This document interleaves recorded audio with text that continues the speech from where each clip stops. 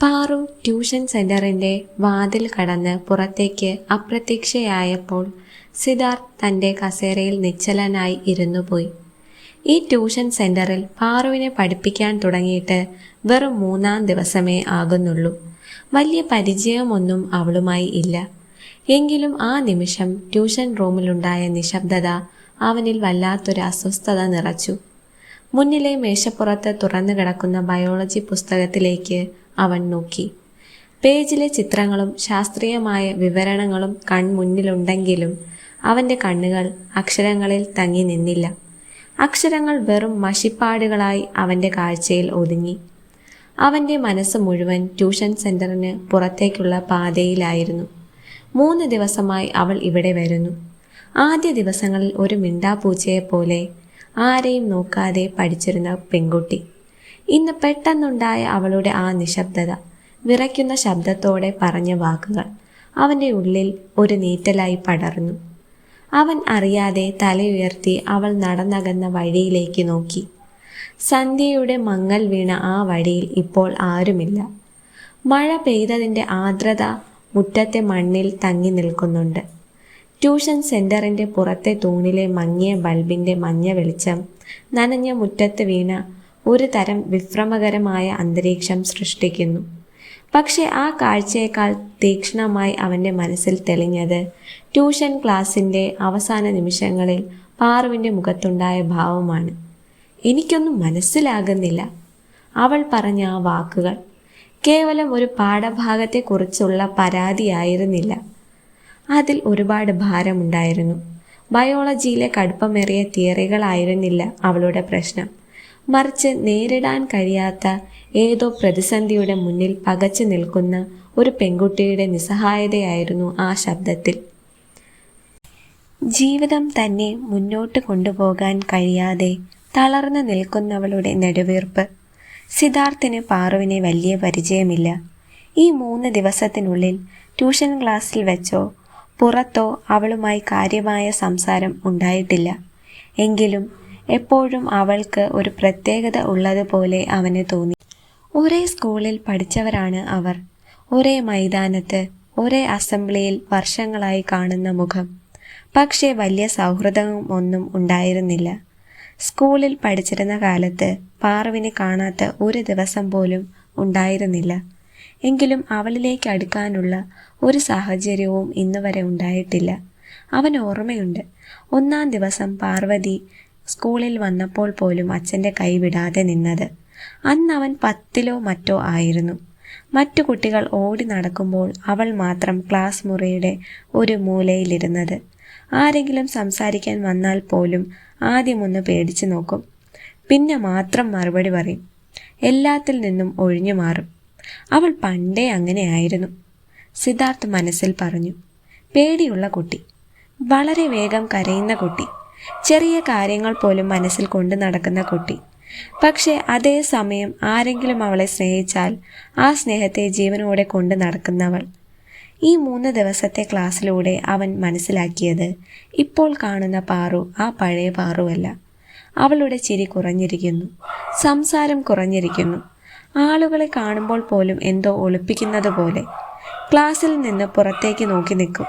ചിലപ്പോൾ പെട്ടെന്ന് ഞെട്ടും. ഫോൺ വന്നാൽ മുഖം വെളുക്കും. ആദ്യമൊക്കെ കാര്യമാക്കിയില്ലെങ്കിലും ഇന്ന് അവളുടെ നോട്ടത്തിൽ കണ്ട ഭയം അവനെ വല്ലാതെ അസ്വസ്ഥനാക്കി. അവൻ ബാഗ് എടുത്ത് വീട്ടിലേക്ക് നടന്നു. വീട്ടിൽ എത്തിയപ്പോഴേക്കും പതിവ് ബഹളം തുടങ്ങിയിരുന്നു. ഹാളിൽ കാർത്തിക്കും മീരയും തമ്മിൽ എന്തിനോ യുദ്ധം. അമ്മേ, ഇവൾ എൻ്റെ ചാർജർ എടുത്തു. കള്ളം, നീയാ കള്ളം പറയുന്നത്. നീ പോടാ പട്ടി. സിദ്ധു, ഇതിനെ രണ്ടിനെയും കൊണ്ട് എനിക്ക് വയ്യ, നമുക്ക് ആക്രിക്ക് കൊടുക്കാം. അവരുടെ അമ്മ സിന്ധു അവരെ നോക്കി പേടിപ്പിച്ച് സിദ്ധുവിനോട് പറഞ്ഞതാണ്. ദൈവമേ, ഇവരെ രണ്ടിനെയും ആരെങ്കിലും വാങ്ങുമോ? അത് കേട്ടതും രണ്ടുപേരും തിരിഞ്ഞ് സിദ്ധാർത്ഥിനെ നോക്കി. ഏട്ടനെ ആദ്യം വിറ്റോളൂ, മീര പറഞ്ഞു. അതെ, പഴയ മോഡലാണ്, ആരും വാങ്ങില്ല, കാർത്തിക് കൂട്ടിച്ചേർത്തു. സോഫയിലെ കുഷൻ അവർക്കിടയിൽ പറന്നു. സിദ്ധു അവർക്ക് നേരെ എറിഞ്ഞതാണ്. വീടാകെ ചിരി നിറഞ്ഞു. ആ വീട്ടിൽ സമാധാനം ഇല്ലെന്ന് പറയുമെങ്കിലും ഏറ്റവും സമാധാനം ഉള്ളൊരു വീടായിരുന്നു അത്. പക്ഷേ ആ ബഹളത്തിനിടയിലും സിദ്ധാർത്ഥന്റെ മനസ്സ് പാറുവിന്റെ വീട്ടിലേക്കായിരുന്നു. അവൾ എന്തിനെയാണ് ഇത്ര പേടിക്കുന്നത്? അവൻ അറിയുന്നുണ്ടായിരുന്നില്ല. പക്ഷെ ഒരു കാര്യം അവന് ഉറപ്പായിരുന്നു. പാറു ജനിച്ചപ്പോൾ മുതൽ ധൈര്യമുള്ള കുട്ടിയായിരുന്നില്ല. ലോകത്തെ പേടിച്ചുകൊണ്ടാണ് അവൾ വളർന്നത്. ഇരുട്ടിനെ പേടി, ഉച്ചത്തിൽ സംസാരിക്കുന്ന ആളുകളെ പേടി, വഴക്കുകളെ പേടി, ആളുകൾ കുറ്റം പറയുന്നതിനെ പേടി, അങ്ങനെ എല്ലാം പേടിച്ചുകൊണ്ട് വളർന്ന ഒരു പെൺകുട്ടിയുടെ കണ്ണുകളിൽ ഇപ്പോൾ കാണുന്ന ഭയം അത് സാധാരണ ഒന്നല്ല. ആരെങ്കിലും അവളെ വേദനിപ്പിക്കുന്നുണ്ട്, ആരെങ്കിലും അവളെ കരയിപ്പിക്കുന്നുണ്ട്. രാത്രി ഉറങ്ങാൻ കിടന്നപ്പോഴും ആ ചിന്ത അവനെ വിട്ടില്ല. മഴയുടെ ശബ്ദം ജനലിൽ പതിഞ്ഞുകൊണ്ടിരുന്നു. കണ്ണുകൾ അടച്ചിട്ടും അവൻ്റെ മനസ്സിൽ തെളിഞ്ഞത് ട്യൂഷൻ ക്ലാസ്സിൽ തലകുനിച്ചിരുന്ന പാറുവിൻ്റെ മുഖം മാത്രമായിരുന്നു. അപമാനിച്ചവരുടെ മുന്നിൽ ജയിച്ചു കാണിക്കണം എന്ന് പറഞ്ഞപ്പോൾ അവൾ ഒന്ന് നോക്കിയിരുന്നു. ആ നോട്ടത്തിൽ ഒരു നന്ദിയുണ്ടായിരുന്നു, ഒരു വിശ്വാസമുണ്ടായിരുന്നു. പക്ഷേ അതിൻ്റെ പിന്നിൽ ഒളിച്ചിരുന്ന വേദന വളരെ വലുതായിരുന്നു. ആ വേദനയുടെ കാരണം കണ്ടെത്താതെ ഇനി തനിക്ക് സമാധാനം കിട്ടില്ലെന്ന് സിദ്ധാർത്ഥിന് തോന്നി. ആ രാത്രി ഒരു പെൺകുട്ടി തൻ്റെ മുറിയിൽ ഭയന്ന് ഉറങ്ങാതെ കിടക്കുമ്പോൾ മറ്റൊരിടത്ത് ഒരു ആൺകുട്ടി അവളുടെ കണ്ണുകളിൽ ഒളിഞ്ഞിരിക്കുന്ന കണ്ണുനീരിൻ്റെ കാരണം തേടി ഉറക്കമില്ലാതെ കിടക്കുകയായിരുന്നു. നാളത്തെ ട്യൂഷനിൽ അവളെ കുറച്ചുകൂടി ശ്രദ്ധിക്കണം, അവൾക്ക് ഒരു സുരക്ഷിതത്വം നൽകണം. ആ തീരുമാനം സിദ്ധാർത്ഥിൻ്റെ മനസ്സിൽ ഉറച്ചുപോയി, കാരണം പോലും അറിയാതെ. പക്ഷേ ഏറ്റവും വലിയ പ്രശ്നങ്ങളിലേക്കാണ് താൻ പോകുന്നതെന്ന് അവൻ അപ്പോൾ അറിയുന്നുണ്ടായിരുന്നില്ല. ട്യൂഷൻ സെന്ററിൻ്റെ ആ വലിയ ഇരുമ്പ് ഗേറ്റ് കടന്ന് പുറത്തിറങ്ങുമ്പോൾ പാറുവിൻ്റെ കാലുകൾക്ക് വലിയ ഭാരമുണ്ടായിരുന്നു. അണുവിലും അത്രയും നേരം ഉള്ളിൽ അടക്കിപ്പിടിച്ച ക്ഷീണം അരിച്ചു കയറുന്നു. ശാരീരികമായ ക്ഷീണത്തേക്കാൾ എത്രയോ മടങ്ങ് ഭാരമായിരുന്നു അവളുടെ മനസ്സിൽ. ട്യൂഷനിൽ നിന്നിറങ്ങിയപ്പോൾ മഴയുടെ രൗദ്രഭാവം ഒന്ന് കുറഞ്ഞ് ചാറ്റൽ മഴയായി മാറിയിരുന്നെങ്കിലും അവളുടെ ഉള്ളിലെ കൊടുങ്കാറ്റ് ഒട്ടും അടങ്ങിയിരുന്നില്ല. സിദ്ധാർത്ഥ സാർ പറഞ്ഞ ഓരോ വാക്കുകളും അവളുടെ കാതുകളിൽ തങ്ങി നിൽക്കുന്നുണ്ടായിരുന്നു. അതൊരു അലയൊഴി പോലെ വീണ്ടും വീണ്ടും കേൾക്കുന്നു. നിന്നെ അപമാനിച്ചവരുടെ മുന്നിൽ ജയിച്ചു കാണിക്കണം. ആ വാചകത്തിൻ്റെ അർത്ഥം അവൾക്ക് നന്നായി മനസ്സിലാകുന്നുണ്ട്. ഒരുപാട് കാലമായി ആരും തന്നിൽ വിശ്വാസം അർപ്പിക്കാത്ത, ആരും തന്നെ പ്രോത്സാഹിപ്പിക്കാത്ത ലോകത്താണ് താൻ ജീവിക്കുന്നത്. എന്നാൽ സിദ്ധാർത്ഥ സാർ പറഞ്ഞ ആ വാക്കുകൾ പെട്ടെന്ന് അവളുടെ നെഞ്ചിൽ ഒരു ചെറിയ ചൂട് പടർത്തി. ഒരു തരി വെളിച്ചം ഇരുട്ടിലേക്ക് കടന്നു വരുന്നത് പോലെ. ഒരുപാട് നാളുകൾക്ക് ശേഷം താൻ കേവലം ഒരു ഭീരുവല്ലെന്നും തനിക്കും ജയിക്കാൻ കഴിയുമെന്നും വിശ്വസിക്കുന്ന ഒരാളെ ലഭിച്ചതിലെ ആശ്വാസം അവളിൽ പടർന്നു. വീടിൻ്റെ ഗേറ്റ് തുറന്ന് മുറ്റത്തേക്ക് കയറുമ്പോൾ ജനലിലൂടെ പുറത്തേക്ക് ഒഴുകിയെത്തുന്ന ടിവിയുടെ ശബ്ദം അവൾ കേട്ടു. ഹാളിൽ അച്ഛൻ പതിവ് പോലെ വാർത്തകളിൽ മുഴുകിയിരിക്കുന്നു. അമ്മ അടുക്കളയിൽ എന്തോ പണിയുടെ തിരക്കിലാണ്. പ്രിയ ഫോണിൽ ഗെയിം കളിച്ചുകൊണ്ട് മറ്റൊരു ലോകത്താണ്. എല്ലാവരും ഒരേ മേൽക്കൂരയ്ക്ക് താഴെയാണെങ്കിലും അദൃശ്യമായ വലിയ മതിലുകൾക്കിടയിൽ തനിച്ചാണ് അവർ ഓരോരുത്തരും. അവൾ ചെരുപ്പുകൾ പതിയെ ഊരിവെച്ച് അകത്തേക്ക് കയറി. ആരും ശ്രദ്ധിച്ചില്ല, അല്ലെങ്കിൽ ശ്രദ്ധിക്കാൻ ആർക്കും താല്പര്യമില്ല. വന്നോ എന്ന് ചോദിക്കാൻ പോലും ആരും മെനക്കെട്ടില്ല. അവൾ ബാഗ് സോഫയുടെ വശത്ത് വെച്ചു. രാവിലെ മുതൽ ശരിക്കും ഒന്ന് കഴിച്ചിട്ടില്ലാത്തത് കൊണ്ട് വയറ്റിൽ വിശപ്പിൻ്റെ ചെറിയ അസ്വസ്ഥതയുണ്ടായിരുന്നു. എങ്കിലും ചോദിക്കാൻ തോന്നിയില്ല. ചോദിച്ചാൽ കിട്ടുമോ എന്ന് സംശയമുണ്ട്. കിട്ടിയാൽ തന്നെ അത് ചിലപ്പോൾ വലിയ കുറ്റപ്പെടുത്തലുകൾക്ക് വഴിവച്ചേക്കാം. അടുക്കളയിലേക്ക് ഒന്ന് നോക്കി. അമ്മ ജോലി തിരക്കിലാണ്. ഡൈനിങ് ടേബിളിൽ ഒരു പ്ലേറ്റിൽ പഴംപൊരി ഇരിക്കുന്നുണ്ടായിരുന്നു. പകുതിയോളം പ്രിയ കഴിച്ചിട്ടുണ്ട്. ഒരു നിമിഷം അവളുടെ കണ്ണുകൾ ആ പ്ലേറ്റിൽ തങ്ങി നിന്നു.